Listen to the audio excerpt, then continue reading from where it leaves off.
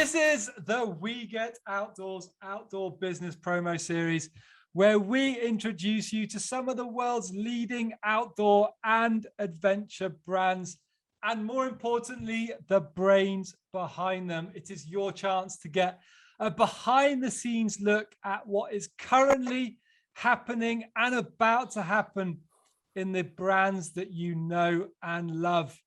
And I am very, very excited to have as he describes himself, a mountain boy tonight, a mountain man who's going to showcase his skills and tell us all about his business, which, because of my British accent, I will pronounce wrong at least once. So, David, I apologize up front for my Britishness.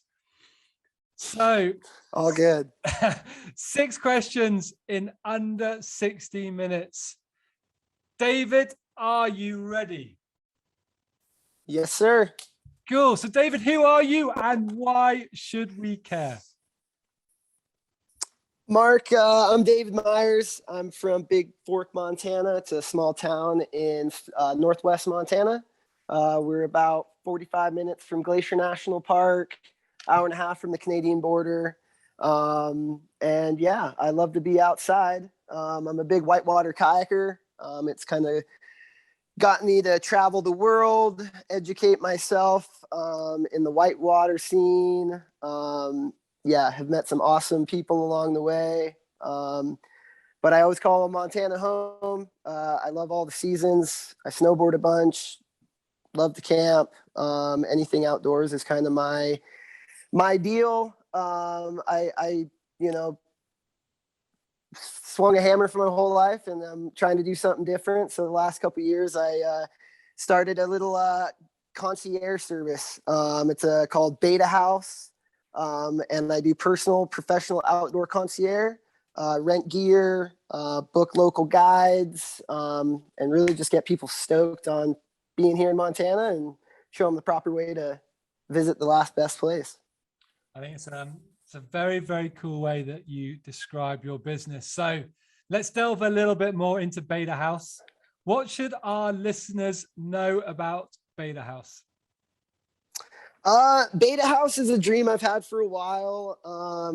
Really just to, it's evolved from the very beginning, but at the moment I'm a concierge service that helps, get tourists. I live in a big tourist area here, get them outfitted in the proper way, get them using our public lands in the proper way with the right people. So I'll hook them up with local fishing guides. I'll hook them up with a horseback ride. And then if they need the gear, an extra backpack, some sleeping bags, a cooler for the day.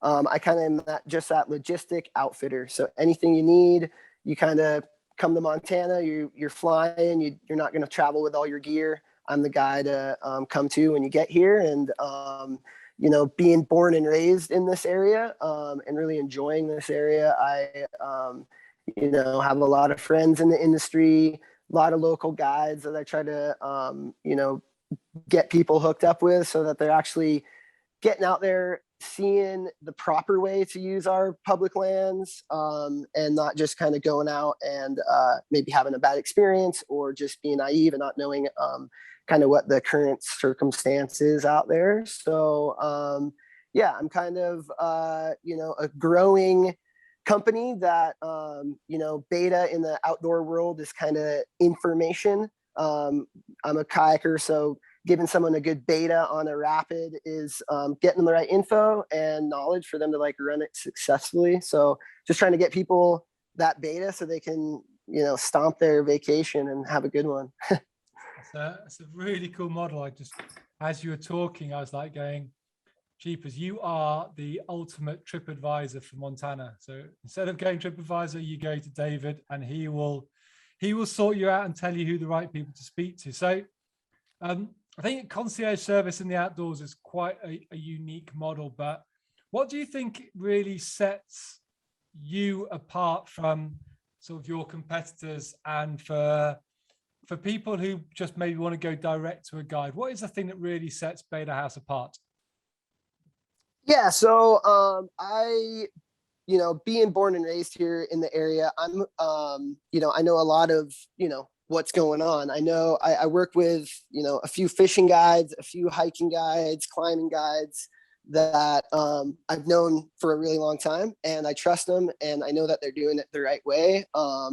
And just, different seasons things are happening. There's other cool places to see.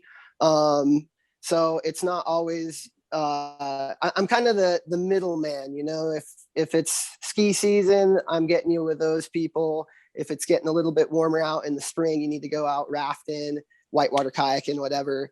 I'm molding to the seasons, I would say. And I'm also a person. I'm here. I like to make it, adapt to who the person I'm working with. Some people just need to, rent a bike and find out what the best bike trail is around. And then other families I'll work with more, get them a boat.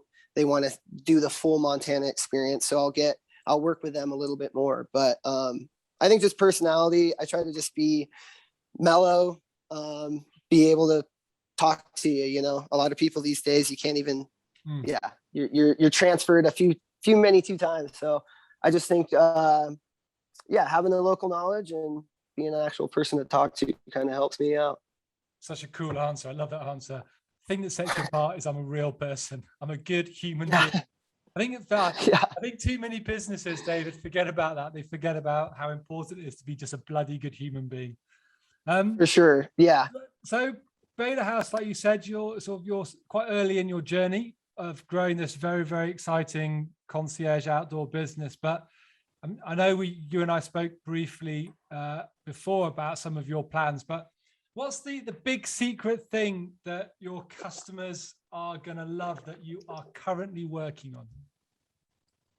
Well, I think in this area, I'm sure, with the last couple of years of crazy years that we've had with the pandemic and whatnot, a lot more people are getting outside, and which is great. I can't say it enough. There's kind of this love-hate thing about people moving to my area, and as a local, you don't want to see the roads a little bit more traffic or whatnot. But I just love seeing people outdoors. I think it gives people just a better understanding of what's going on, and kind of gets them to just a better state of mind. And so I'm hoping in the next couple years to be doing more educational things, working with wilderness first responder teachers, as well as avalanche teachers, people that know all campcraft, just the education side of things, because that's just going to make it more sustainable for the future. And I just think education is huge. And so my goal is eventually this year, I did a little bit of whitewater kayaking instruction, and I want to get more into that, get more into the swiftwater rescue side of things, just because that's more of my knowledge and my skill set.